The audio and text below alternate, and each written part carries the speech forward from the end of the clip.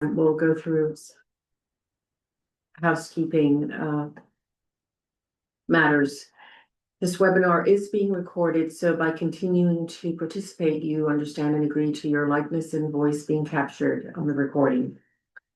We ask that you keep your audio muted throughout today's session unless you're asked to speak.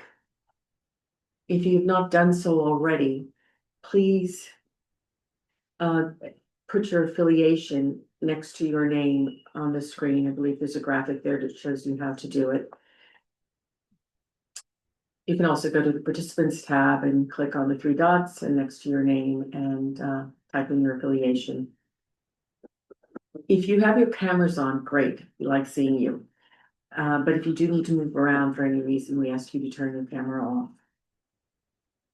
And we ask that you put your questions in the chat. We'll try to answer as many as we can during the session. We'll also provide a written response to any questions that we can't get to. And I think that is it for our housekeeping.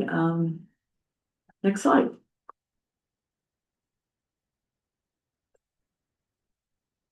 So I want to tell you a little bit about the Clean Energy Results Program, or CERP. It's a statewide government-led partnership between MassDEP, DOER, and the Clean Energy Center. This program helps to meet our joint environmental protection and energy goals and is led by DEP. The primary program within CERP is the GAP Energy Grant. The GAP Grant has been issued, or was first issued 15 years ago, initially funding energy efficiency and clean energy projects at municipal water and wastewater facilities. In our third round of GAP grants in 2022, we expanded the program to include nonprofit food and agricultural entities and small businesses engaged in food distribution and processing. This grant program provides technical assistance and financial resources with the goal of reducing energy consumption and costs, and with those saved dollars being reinvested back into the facilities and the communities they serve. That's the GAP grant at a high level. We'll dive into a little bit more about how the program works and its application. But before I do that, I want to introduce our team. Michael DeBarra, and Michael, I hope you're on camera. Yes, there he is our project manager who is participating in his fourth and final round of GAP grants. Michael will be retiring from DEP in October, so this is a GAP grant round that is bittersweet. Sharon Lee is our climate analyst, our website, spreadsheet, and social media maven. We would be lost without her. Thank you, Sharon. Jesse Grant is our part-time program coordinator who helps us track the GAP grant quarterly reports, and he assists with grant reimbursements. Jesse, did you wave to everyone? Say hi. Okay. Hi. From our sister agency, we have Jane Feister, who may or may not be on camera. Jane is from DOER, and she runs the iMeet online application process. She is our application guru. For those of you who will apply for this grant, you will likely be interacting with Jane and be very grateful for her assistance. We know we are. Jane will assist you with all your online application questions. Gavin Porter, who I hope is online today, is our tech-savvy summer intern from Worcester Polytechnical Institute, who keeps us all on our toes. Anne Lowry is the Assistant Commissioner of our Bureau of Planning and Evaluation, and yes, she is grading us on our performance today. Okay, let's get started. Next slide, please. So just our agenda today is, next slide, Jesse. Oh, I think you went too far. Agenda. I'm back. Perfect. Are we at the agenda? Yep, perfect. Great. Thanks, Jesse. We'll be discussing the eligible entities and the facilities that we will fund, the projects that we will fund. If you read the RFR carefully, you'll see we list a list of that's not exhaustive of the projects that we fund. If you read the grant, all 31 pages, but very carefully, cover to cover, you'll see on page 4, section C, we point out that the list is not exhaustive, as I've indicated.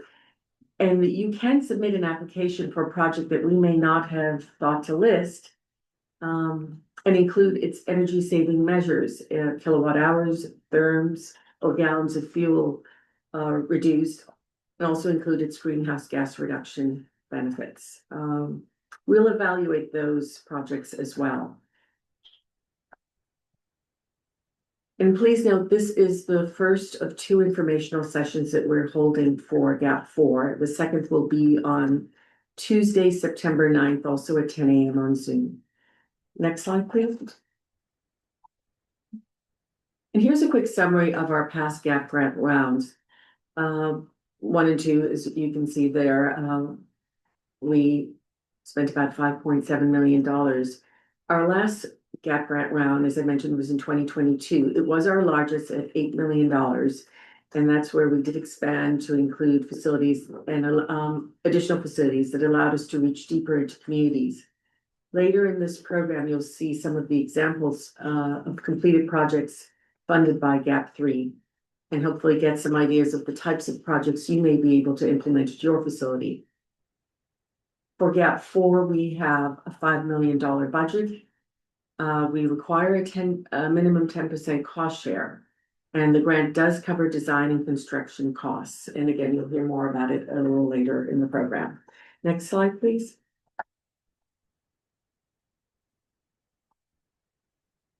And we think, right.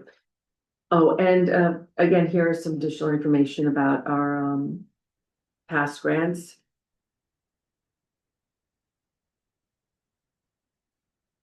Our largest, GAP 2 was our largest, and included facilities. I'm repeating myself, sorry guys. Let's just move on to the next slide, which is the story map.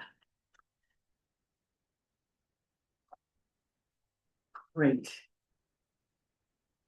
Actually, I missed a slide, but the story map is, we've also highlighted the GAP Energy Grant projects in our story map that's located on our website. It includes GAPs round 1 and 2, and the projects are summarized in terms of location and savings. It's really a great resource. This was one of Michael's brainchild. Kudos to Mike. It demonstrates how we've reached across Massachusetts, providing critical grant funding to both small, medium, and large water and wastewater treatment facilities. And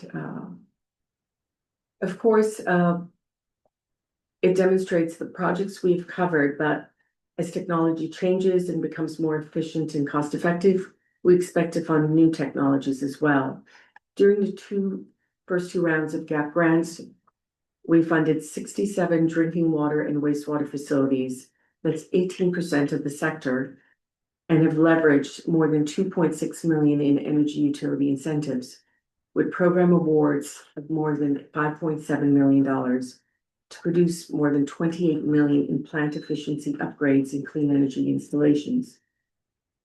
Overall, every year, these community projects are saving more than 2.5 million in energy costs, producing approximately 24,195 megawatt hours in energy savings. That's what the GAP grant has accomplished so far. And Mike will now review the specifics of GAP 4 and what you can do with it. Next slide. Thank you. Excuse me. Thank you, Donna, and thank you all for attending this morning. I'd like to just spend a few minutes to go over how folks on the call right now could actually take advantage of this $5 million. We'll be talking about the eligible applicants, the types of projects, as a means really to jumpstart your energy efficiency and clean energy projects. So here are the 3 eligible entities, and I'll be going over each of them. Next slide, please. So 4 important points. Most importantly, on the funding side, excuse me, we've increased our maximum grant, which was previously at $200,000 to $300,000 per entity. So this will allow applicants to really make a deeper dive into identifying, more energy saving opportunities across the energy efficiency and clean energy platforms. Donna had mentioned that there's a 10% cost share. I also want to mention that if there's increased project funding by the applicant, you as the applicant, the cost share, or additional funding that's brought to the table as part of your grant package, as part of your proposal, which could be utility funding or other grants and so forth, you will be receiving additional points for that. It's really about the cost benefit of the projects spread over all of these projects. So Donna will be going over the evaluation criteria, but I wanted to give folks a heads up on that. But it is only a minimum 10%. And also I wanted to mention that our grants will be reimbursed when the projects are done and operating. And lastly, most importantly, in order to apply, there is a prerequisite that you need to have a completed energy assessment or audit or technical evaluation, which could come from the utility companies, it could come from your energy or environmental consultants. But that is a prerequisite to apply. And given that the grant is due September 19th, there still is time to potentially identify some energy saving projects. Next slide. I'll be covering 3 core elements of this grant opportunity: who's eligible, what types of projects are eligible, and how to apply online. Like previous GAP grant rounds, the publicly owned water and wastewater and drinking water facilities, these facilities are eligible. This includes not only the drinking water, wastewater treatment plant itself and the buildings that accompany it, but also the pumping stations, whether that's a lift station in the drinking water or a pumping station on the wastewater collection system. One last note is we do have quite a few facilities that are publicly owned, but they're operated by a private entity. Those facilities are still eligible as long as the facility is owned by a public entity. Next slide. The next group of eligible entities is the nonprofit agricultural and food producing organizations. So we've listed a few examples here, such as community food banks, food pantries, commercial and shared kitchens, food holding and distribution organizations. From our previous GAP 3 round, there are quite a few projects that you could take a look at and see that we have provided funding for small food pantries. But these can be, larger food pantries as well as food distribution organizations.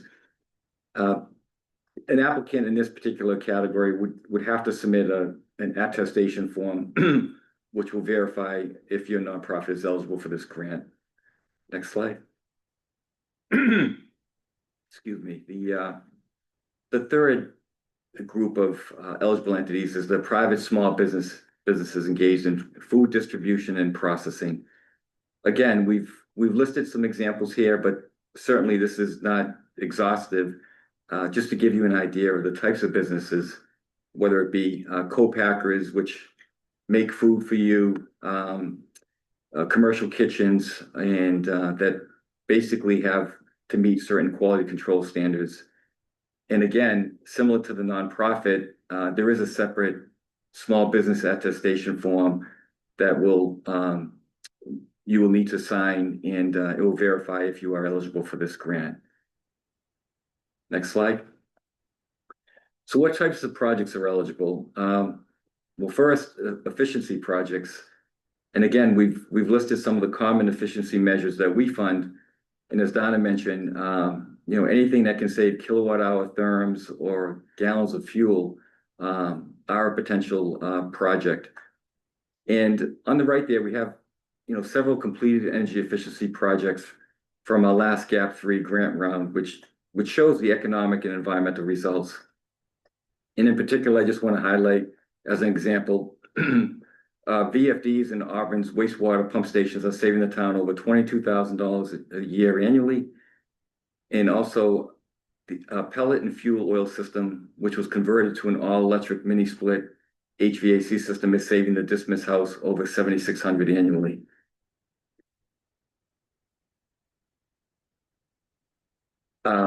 One other just quick note, we will provide limited grant assistance for lighting projects and upgrades, and And again, this can be combined with, some of the MassSAFE funding, which is limited now, but we do want to try to get every kilowatt hour savings opportunities, but so we will assist in lighting in this ground at 20% as well.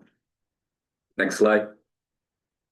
So once you reduce your energy demand through efficiency, installing renewables at your facilities can yield long-term cost savings and environmental benefits.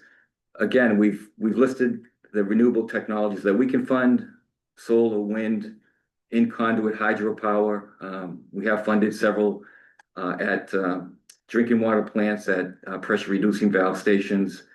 Battery storage is eligible, geothermal, and also microgrid systems. A few of the GAP3 grant project highlights on the right there. Was a 68 kilowatt in battery energy storage project at Elliott Farm in Rochester that resulted in a 1.6-year payback for the farm. And also to the right of that image is Farmer Dave's. They also installed a similar size 66 kilowatt solar array on their farm stand and actually extended their geothermal system from the distribution building to the new farm stand with new heat pumps, and is basically providing efficient, clean energy for over a third of their operations. Next slide. By participating in demand response programs, facilities help the electrical grid manage an increased demand for power during critical times, and in return, receive financial compensation. In our RFR procurement, we have identified 2 demand response pathways that will be presented by the next 2 speakers. For our applicants who participate in demand response plan or program, there is an additional 5-point adder in our project evaluation scoring. At this point, I'd like to introduce Bill O'Connor from Eversource, who is part of the MassSAFE team, and he'll talk about the MassSAFE Connected Solutions pathway. And then also, secondly, Phil Chula from C-Power will highlight the DCAM statewide pathway, which is identified on this slide. And lastly, before I turn it over to Bill, after their presentations, we'll pause for 5 minutes for attendees to ask specific questions about their demand response programs. So at this point, next slide, and I'll turn it over to Bill. Great. Thanks, Michael. Appreciate it. Good morning, everybody. So I'm Bill O'Connor. I'm a supervisor at Eversource and manage the demand response program. So the demand response program is a pay-for-performance program. There are no penalties for underperformance. Let me just get those couple of points out quickly. So if you go to the next slide, Michael.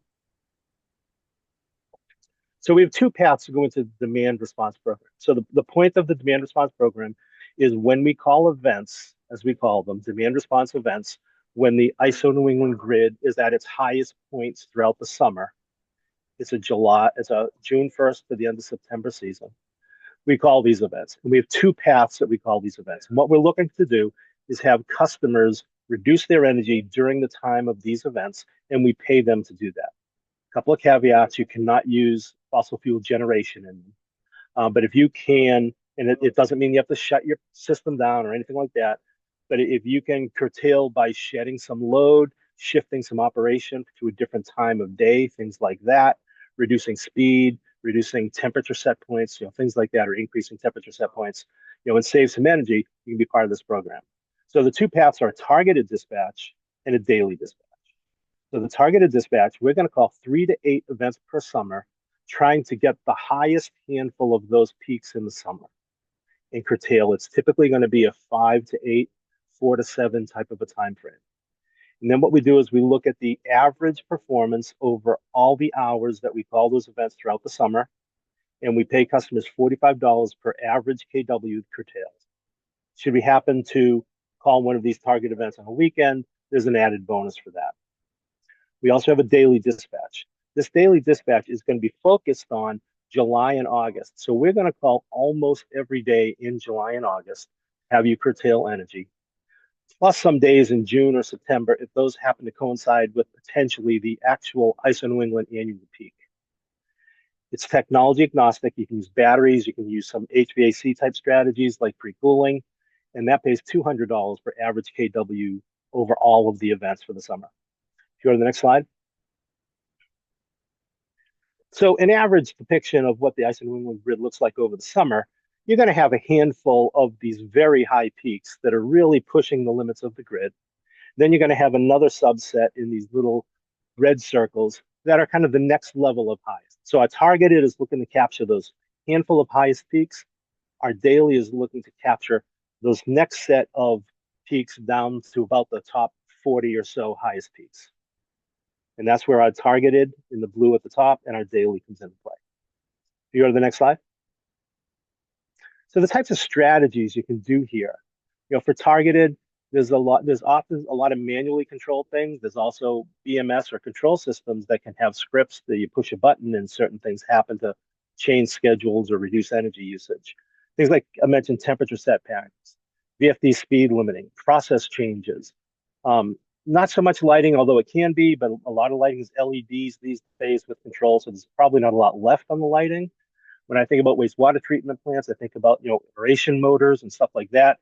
Can you shift it from a normal time? You may do it, at 5 o'clock every day, but could a few days a year be done at a later or earlier time of day when those big aeration motors are going and different things like that? The daily dispatch is a great spot for batteries. So if one of your projects might be a battery storage, that's an excellent use here. You can charge the battery, discharge during these events, have a revenue stream coming in. I'm going to talk about a baseline in a little bit, but for batteries, there is no baseline. It's just what did you discharge during these events?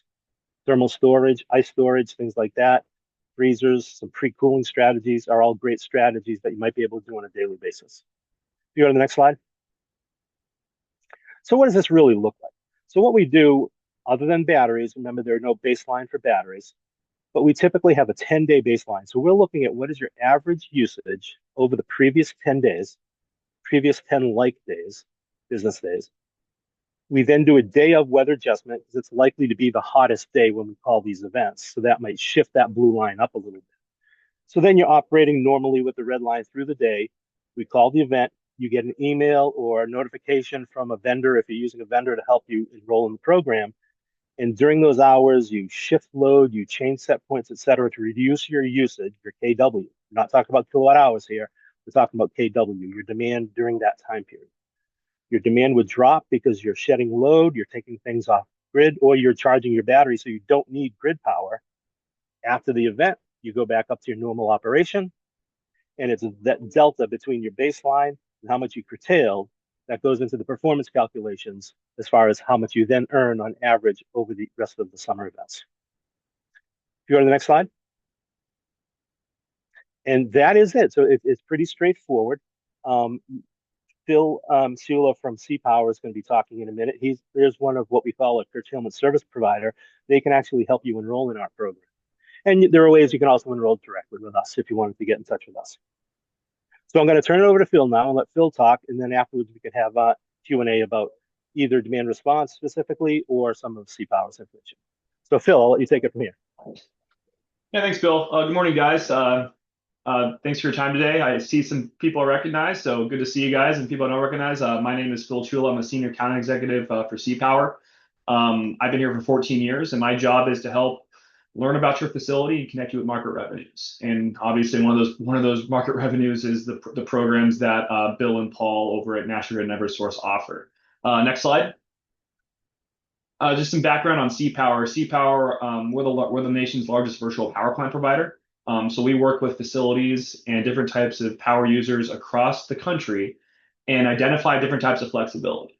And if your facility has different types of flexibility through load shedding or batteries or properly permitted generation in some areas of the country, then we aggregate those flexibilities and offer it up to the grid operators and to the utilities and to the ISOs. And by aggregating all those sites, it essentially helps bring flexible megawatts to the grid to help against blackouts and other types of grid instabilities. So again, our job here is to help facilities and monetize in these programs, but also help safeguard the grid in the process. Next slide. C-Power, we've been around in different iterations for the last 20 plus years, but since 2015, we paid out over $1.2 billion to our participants. So it means that the programs are working and people are making an impact on the grid. And at the same time, they're also earning revenues as well, which is the name of the game, helping on both sides of the ledger. Next slide. As mentioned, C-Power holds is the vendor for the DCAM contract ENE 51. So this allows you to sign up for the demand response programs through the statewide contract. Benefits of the ENE 51 contract is that it has been competitively bid out with 3 vendors. So sometimes when you say, hey, we want to do a demand response program, we say, hey, we have to get 3 different vendors, we have to do all these reviews. That piece has already been handled. So it's been competitively bid out. If you say, yes, we want to do the demand response program, you can actually enroll via email. The email is as easy as I would like to opt in my facility for these programs, for these KWs, pursuant with the NE 51. By essentially send that email, you opt into the DCAM contract, and then you're good to go for the programs. Some folks have issues actually receiving money. It's like, hey, I'd love to do demand response, but I can't receive a check in the mail based upon how my setups are for receiving money as a state entity. DCAM has that kind of solved. In a lot of cases, C-Power pays the money to DCAM via your performance, and then DCAM puts that money into an expendable trust, and that goes directly to you. So I think the message is there are creative ways to get this money to you if you are a state entity, and there are some limitations there. DCAM and C-Power help with metering. We have help with control support. We have dedicated personnel to help you guys be successful in these programs. We've worked many times with a lot of our sites on curtailment planning sessions, meeting with them, learning about your facility, helping up creating a plan that makes sense for the site. Next slide. I won't go into a lot of what Bill already walked through, but there's really 3 pillars of demand response. There's more pillars, there's more demand response programs in New England, specifically in Massachusetts, but these are the main 3, and they can be stacked together. What hasn't been mentioned yet is the ISO New England program, the Active Demand Capacity Resource Program. This program is run by ISO New England. Its sole purpose is to avoid blackouts in the grid. If ISO New England says, oh shoot, we're close to a grid instability, they'll call people to shed their load in 30 minutes. And typically there's 2 to 3 calls per summer. Another program that be stacked with that is the Connected Solutions program that Bill explained on the previous deck. And again, while ISO New England's program is helping to avoid blackouts, the utility program, Connected Solutions, is lowering down during system peaks. And its day had notice, 46 calls during the summer, 30 to 60 calls if you're in daily dispatch. And then another big piece of the benefit here is the final row, and it's cap tags. And cap tag is basically on your supply bill, and the cap tag is the 1 hour during the summer when the entire grid is peaking. Everybody's going to snapshot that 1 hour. Whatever your facilities during that 1 hour can set 15-20% of your power costs for the next year. So I know your question is, well, geez, can I lower down my usage during that 1 hour and save money? And the answer is yeah. The next question is, well, how do I know that hour is going to occur?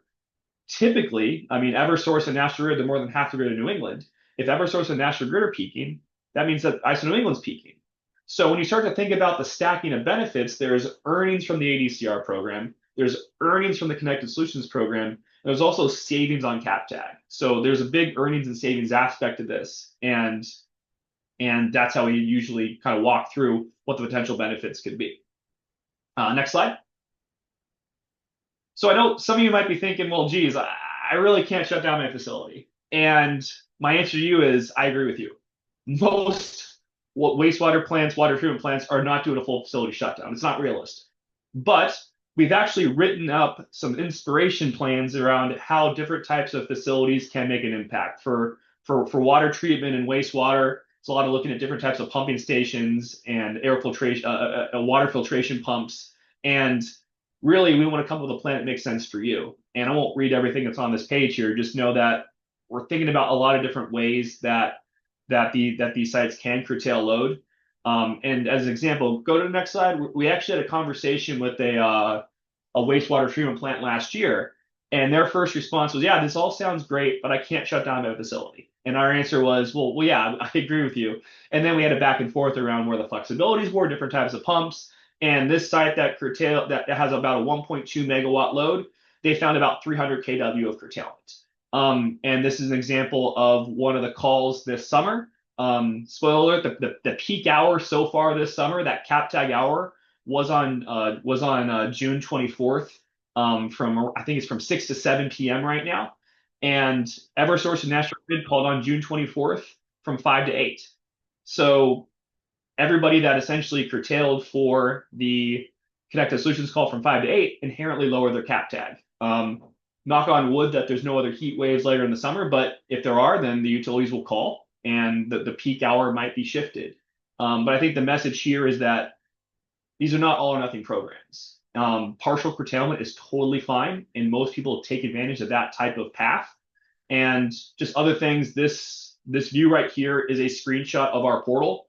As you participate in these programs, you actually get access to a portal to see your usage in real time.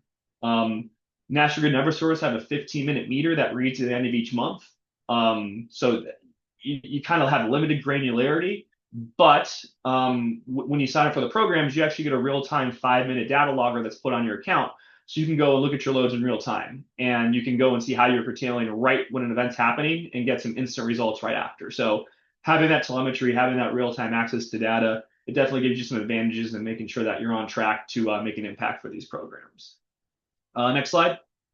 So I know I talked about kind of how the programs work, what some of the strategies are, and obviously it's really important to understand what the programs are worth. And go to the next page. On average, I mean, I remember I talked about the 3 pillars of the programs. There are other programs too, but just talking about the three programs, on average, water treatment plants, wastewater treatment plants can curtail about 500 kW. Sure, we have some sites that can curtail 12 megawatts, but 500 kW seems to be the average. And basically, by curtailing for these programs, the day-ahead program, a 30-minute saving on cap tag, the opportunity is you can save upwards of $285,000 over the next 5 years in earnings and savings. That goes up to around $615,000 if you're doing daily dispatch. Again, that's the one where you curtail the 30 to 60 times. But I think the main takeaway here is average performance of 500, you get anywhere from $300,000 to $600,000 in benefit over the next 5 years. So, I mean, just it's numbers that are generalized, but then our goal would be to better understand what your specific facility is running and come up with custom numbers for you. Next slide. I got one more for you. So I know that a lot of folks, so one of the things that was mentioned was energy storage gets the grants. And I've actually ran into a couple of sites where they said, hey, we did the grant, we installed a battery energy storage system. And they said, okay, well, what now? How can we monetize this? And CPower, we've actually built a machine learning AI scheduling platform we call Enterwise to essentially help manage these batteries in real time, build curves on and build a charge and discharge schedule to help the batteries with on-bill savings, with program revenues, put it in different types of earnings potentials and resiliency opportunities. So if you do have a battery, or you're in the process of installing a battery and you're like, well, geez, how do we operate this?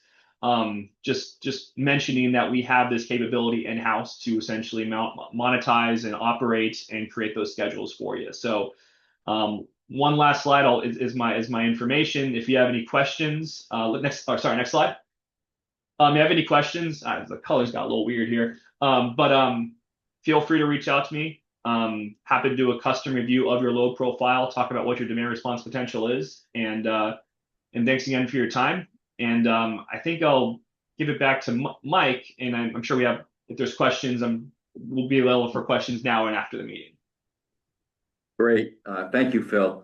Yeah, just a couple other clarifications too, Phil, for both the audience and so there's no charge to facilities for this service, Phil, on the DCAM, which is the state program, which does include, public entities, municipalities, cities and towns, and state facilities. So is that correct? There's no cost. The money always flows in the customer's direction. Nobody's ever out of pocket for these programs. These are for-profit programs. And so the worst that can happen, if you don't perform, you basically don't get paid. There's never a situation where money's flowing in our direction. Okay, so it's basically a revenue sharing? Yeah, how CPower makes money as a business is that we do a revenue share on the program revenues. So the better the site does, the better we do. So it's in our best interest to make sure that the sites are prepared, they have a good channel plan in place, and then we have a plan in place for them to be successful in these programs because we're in this together. Okay, and I have one other just quick question, then we'll open it up to the audience to see if there's any questions. So is there a minimum amount of kilowatt demand in order to participate? I mean, for ISO rules say that you can book as low as 10 kW, but at the end of the day, some of these sites require real-time metering, and real-time metering can cost $2,000 or $3,000. So I would say minimally just would be about maybe 100 kW. If your site can curtail 100 kW or more, you're a candidate. If you're under 100 kW of potential curtailment, I know National Grid doesn't require real-time metering, so there are some paths to essentially enroll without the metering requirements. But we can take it on a case-by-case basis. But I guess the message is, if you have flexibility in your loads, we'd be happy to talk and figure out if it makes sense for you. Great, thank you. Thank you, Phil, and thank you, Bill. Let's see if there are any questions. There are no questions related to either specifically of Bill and Phil's presentations at the moment. Okay, There is one related question about the demand response program itself. Since the demand response is a 5-point adder, does a facility who submits an application have to be enrolled already in the demand response program prior to the submittal deadline, or can it be indicated that the facility, should they be approved for the grant, will sign up as part of the funding agreement? yes, that is okay. There's basically you're stating that you're planning to, implement a demand response plan or action. So that is correct.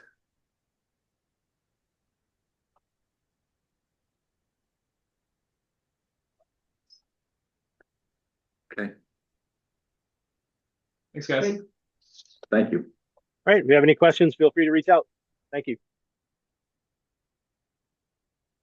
Okay, we'll move along to, there's one important requirement for GAP 4 that we wanted to share with you, and that is facility ownership and authorization. It's a form that you will have to complete, that all eligible applicants must own the facility at which their project, either energy efficiency or clean energy project, will be completed. It's in the appendix, and Mike will talk about it a little bit more later, but we wanted to let you know that as soon as possible. Next slide, please. And we've said that the GAP 4 grant budget is $5 million. Our award categories are larger for this than in prior years. We have 2 separate funding categories for small and large projects. The small project is one that has total estimated project cost between $75,000 and $200,000. And a large project represents total estimated costs greater than $200,000. As noted earlier, the maximum GAP for energy grant per grantee is $350,000. Again, that's the largest that we've allotted in the history of our GAP grants. All the smaller projects will be grouped and evaluated together, and all the larger projects will be grouped and evaluated together. So there's it'll be like projects, costs competing against like projects. Next slide, please. And so we get to the evaluation criteria, which I'm sure many of you want to know. And this is just a high level overview. You will have a chance to kind of review that and think about the projects that you want to submit for review. These are maximum points that you're seeing on the screen and in the R4 when you look at it per category that an application can receive. And your project may or may not be eligible for some of the categories, and that's not unusual. The cost effective is category is just simply the payback of the grant in over a number of years. We also look at the estimated annual energy savings of a project or renewable energy generation in kilowatt hours that a project will produce. That's information that you'll be required to estimate in Appendix C. And again, Mike will go over that more closely in just a bit. The location disadvantaged communities category is simply to ensure that our projects are located across the state, and we use economic data about the relevant municipality in which the project is located and or serves to evaluate that criteria. And finally, on this slide, if you choose to implement a solar or wind clean energy system with battery storage, that gives you an additional 10 points. Next slide, please. Okay, criteria 5 is, we encourage you to utilize other available sources to fund your project. In fact, that's sort of the basis of GAP grant is we look at how much you can leverage funding and which will maximize our funding as well. So here are some examples on the screen of places where you can look for additional funding. The deep energy retrofit is deep energy retrofits are additional improvements to multiple building systems and components that result in large energy reductions. An example again is spray foam insulation and heat pumps. Should you decide to go beyond the building standards and use these measures, and some optional ways to maximize your points and your energy savings, as you've just heard, are the demand response. So by participating in demand response programs, the facilities help the electric grid manage and increase demand for power during critical times, and in return, you receive financial compensation. And so you receive additional points in our evaluation criteria. If you can contribute more than the required 10% cost share, this is an area where you can also receive additional points. And yeah, these are just some of the areas where you can receive points. Again, all of them may not apply to your project, and that's okay. Let's see, and I think at this point, I'm going to turn it over to Michael to discuss the rest of the application process. Okay. Thank you, Donna.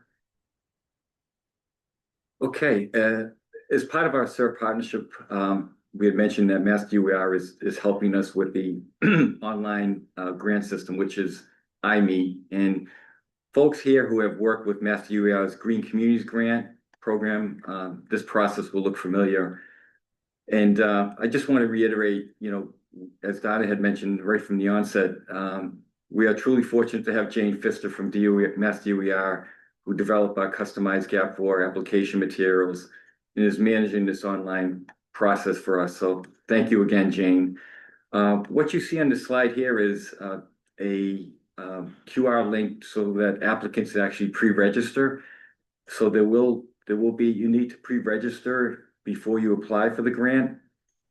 And as I said, if you have applied for MassDEP Green Community Grants, or if you've applied for some of our GAP Energy grants, which were in the iMeet system, then pre-registration is not required, but you still want to check with Jane to make sure that your current username and password is what that is, and there's always times that folks may have forgotten things and they might need to be reactivated and so forth. But in general, if you have an iMeet username and password, and that's something that you could certainly double check with Jane on.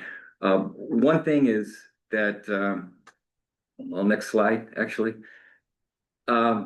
This actually lays out once you actually pre-register, there'll be an email invitation from Jane Pfister, and you can see in the header, it will say, MassDEP's GAP4 application workspace.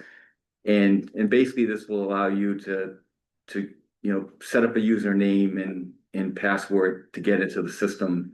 And the way Jane explains it to me, it's, you need to get into the house, but our GAP4 grant is in a specific room, and you'll be able to go in and you'll see the applications for the water, wastewater. So there's 3 applications there, as I said, based on the eligible facilities. And one other item that Jane has put in there, which is going to be helpful for the applicants, is there is a little bit of walkthrough application guide when you get into this specific room. So there are a lot of resources there to help you in that pre-application and getting you ready to apply. There will be no paper applications submitted. Everything will be online. Next slide. Here are the 6 online application components, and I'll be going over them in the next few slides. Next slide, Jesse. The first upload piece of information will be the project narrative, and this is can be a Word or PDF document that provides some background, an overview of your planned project, talks about your energy saving and environmental objectives. In essence, what I would say is it's the what, where, who, and how. And this is a chance for the applicant really to, provide a little more details on, what the vision is for the project, and also the added community and social benefits that will result. Next slide. Appendix A is our applicant information and funding overview. And next slide, and I'll go over a little bit of each one of these. On the left there is just some basic applicant information. At the top, the funding overview, I just wanted to walk through a very quick example. If we had, if you had $100,000, project estimated costs, and you received either a commitment letter from MassSave on a $10,000 incentive, then the total adjusted project cost is $90,000, and the cost share is based on the adjusted project cost. So in this case, the applicant's minimum cost share is $9,000, and then the gap grant request would be $81,000. Next slide. Appendix B is actually the signed certification of application and financing certification. And all the applicants will need to fill out Appendix A and B. And these are primarily authorizations and certification sign-offs for various pieces of the project that you have the authority to sort of enter into a grant agreement. And there's other certifications that apply to some of the small business applicants. And there are attestation forms for, as I mentioned earlier, for the small business and nonprofits, not shown here, but will be part of the submittal for your application. Next slide. Appendix C is our grant application table. So this is where we have, a lot of the nuts and bolts of, what is the project, where is it located? This could be multiple projects, and we have actually 2 separate Excel spreadsheets, one for the drinking water and wastewater applicants, and another one for the nonprofit and small business applicants. And next slide, I'll go over a little bit of the details here. So, an applicant can identify, where is the project located? Multiple projects can be listed, so you can have an energy efficiency project. Let's say you're installing a VFD at a water plant. You may be doing some HVAC upgrades. All of those can be listed in each row on one Appendix C or Excel spreadsheet. And we have, formulas set up that can, calculate the adjusted project costs and so forth based on, what you input. And one other note is that we do have the Excel spreadsheet on our website in the Excel format, because it is in a PDF format on the RFR. But we have the Excel spreadsheet, so that will be easier for the applicants to work through and fill this out. Next slide. And again, similarly, there's an example of the small business and nonprofit. In this particular case, there are a couple of different locations. And again, basically following that same format as I described, but this specifically is for a small business and nonprofit. Next slide. Other supporting documents can be uploaded as well, and these can be a Word or a PDF, and you can upload them to the online application area. And again, the document that Jane has set up really sort of provides step-by-step guidance to help you through each of these, and actually has some help with the naming conventions and so forth that you could follow to make it easier for her and us as evaluators. in this particular example, you may have, you know, a Mass Save incentive letter that that's going to be providing some additional funding assistance, or maybe in another grant. You may sort of you know, tap into your Green Communities grant. We have funded a bunch of projects in our previous rounds that have utilized multiple funding source, energy utility, green communities, state revolving loan fund. That's another DEP funding source. So all of that information could be uploaded in the supporting documentation for your application. Next slide. We had mentioned the prerequisite to apply that you would need an energy assessment or audit or a study. These can actually be, again, uploaded in their entirety. If there's some of these studies that have been provided by Mass Save and energy utilities, can be pretty robust analysis, and you know, we want the full study, and that can be referenced on the Excel spreadsheet. So next slide. This is a summary of our procurement calendar that is on our RFR. Just a couple of things to be aware of. You know, the deadline to submit written questions for this event is, looks like it's tomorrow. We have a pretty quick turnaround, and then we will be providing, you know, written responses to all those questions by this Monday. Thank you, Donna, the 25th. As Donna had mentioned, and I'll mention it again, we have another information session on September 9th. And we hope that folks can attend that as well, with the final application deadline being September 19th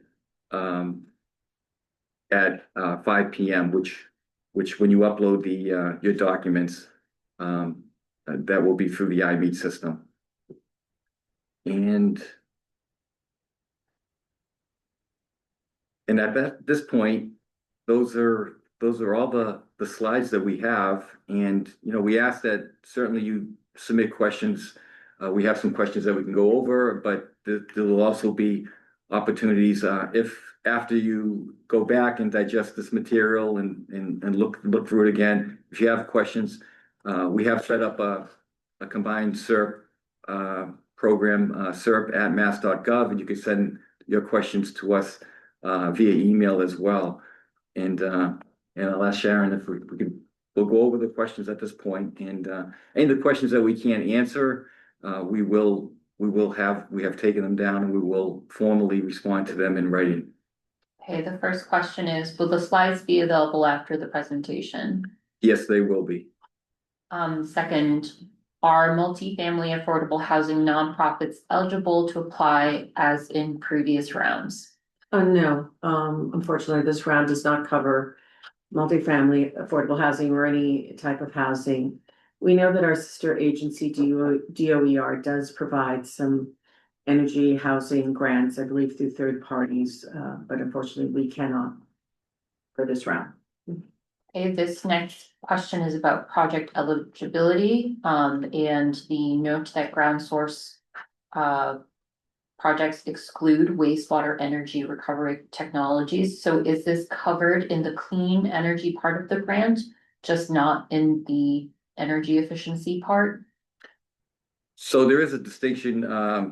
You know, ground source heat pumps for geothermal wells are eligible a geothermal system. So that can be, you know, boreholes, or it can be a horizontal geothermal system.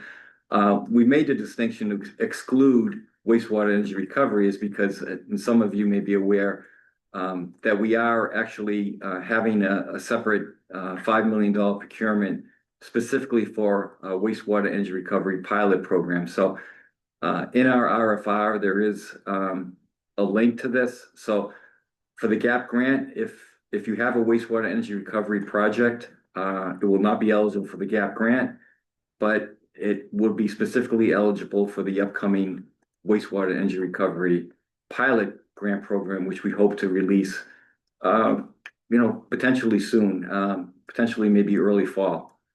So hope that answers the question. The next question is, can you provide any additional information about the level of detail that is required for completing the energy assessment or audit for the application? Can it be focused on the proposed project or projects, or does it need to be a comprehensive full building assessment? There are different levels of the assessment. It can be, scoping level audits can have, identify the, preliminary. Well, first of all, the opportunity, the energy conservation measures, so it can list those. So we would need for the assessment to identify the specific energy conservation measures, and I'm just talking about an efficiency project.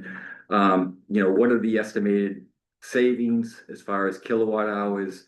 What are the cost savings? What is the cost of that project, that upgrade? You'll need that information for the Appendix C. So, MassSave does provide, scoping and technical assessments that go, that, as I mentioned earlier, really robust. So as long as you have the information that shows what the project is, what the estimated savings are, and if it's the cost of the project and the, a kilowatt hour savings or therms, if it's HVAC, or gallons, if it's a fuel switching project. So you'll need that information at a very basic level. And we understand that these are estimated costs. And so when as much as you can sort of refine and hone in on that, that would be helpful for the applicant. And on the clean energy side, similarly, you'll need to have, the cost of the project and the size of it, the kilowatt, if it's a battery system, the number of batteries and so forth and so forth. So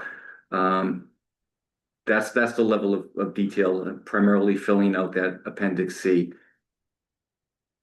Okay. The next question is, are solar repair or replacement projects eligible? Can the questioner come off? Kristen, Patnode, could you Yeah. come offline? And please give us some more information about what you're asking. Yes, if for an existing solar that has some failed components and it's not performing up to its original capacity, can the repair of that system to get it back up to full capacity be eligible? We'll have to, I think we'll respond to that one in writing, Kristen. Okay, no problem. Thanks. We've never, It's the first time. yeah, we've never funded, a repair. So we'd have to sort of look at that maybe in a little more detail as far Yeah, as. and you can talk to LBE because DOER does have a solar restoration program, so maybe it's more pertinent to be into that program. Yeah, I Thanks. would, Thank thank you. you. Thank Yep, you. no problem. Thanks, Kristen. The next question is, what is the time frame for completing projects if they are approved? It's a really good question, and thank you for asking that. So traditionally we have a 2-year window. Again, if you're successful in getting the grant award, then we'll have to go through a contracting process and so forth. So 2 years from the time that we have an executed grant contract between parties, so executed by the applicant and executed by the Commonwealth. So you have 2 years. Some of these projects in the past rounds have, they've been pretty large projects, and there may have been some issues, supply chain issues and so forth. So we do have the ability to extend the grant contract.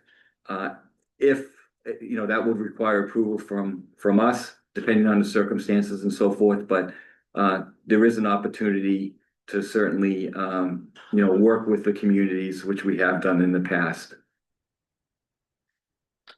The next question is, are previous years' scoring tables or results available online for review? Just the criteria reviews in previous years. James Hanna, do you want to come off mute so that you can clarify that question? Yeah, I mean, I can, in our archive portion, you can look at the RFR and see what we'll offer. If that's what it means. Yeah, that basically covers it. Okay. The next question is, can a town have projects at multiple buildings on one application, for example, a wastewater treatment plant and a pump station? Yes, absolutely. Yes, and that would be great. Have as many projects as you can fit, and if you need more room, certainly use another sheet. Yes, multiple projects can be included, and it can be, a wastewater facility can be, and it could be several drinking water pump stations. The fact that we've increased the grant amount to 350,000 allows communities to reach deeper into, these energy savings opportunities and potentially even look at some previous assessments and maybe get them updated to see if you could, some of those conservation measures, efficiency measures could potentially be applicable. So that could be another source of potential projects, but it would have to be updated and, whether that's through, a MassDEP provider or a consultant. Okay, I'm just curious, just as long as we're talking about for water facilities, just water facility projects, not buildings in other areas. Correct. Yeah, the question was, I think, water facility. I mean, so it could be an administration building on, for a water facility, it could be, yeah, so if the buildings are associated with the drinking water, eligible water or wastewater facilities, yes. How is a small project versus large project being defined? Well, first of all, through the costs, those funding tracks. And so if the, total estimated costs, so at a minimum, the total estimated cost would have to be 75,000 up to $200,000. So anything lower than that, at this point, Isn't eligible. is not eligible. That was the last question that is in the chat. If you have further questions, and would like to ask during this time, please use the raise hand function and we can call on you with your question.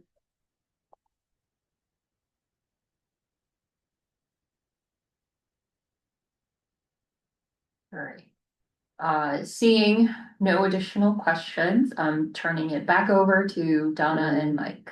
Okay. Thank you very much for attending today. As we mentioned, there will be an additional information session on Tuesday, September 9th, 10 a.m. You will need, or someone will need to register for that session as well. We'll go over the same material, but if you're welcome to join us for that. And thank you, and we'll post the responses to that we need to as soon as possible, or certainly the latest by what is it, August 25th. There's something, if you have, thank you, Sharon. Great, thank you very much, and that's it for today. Thank you all.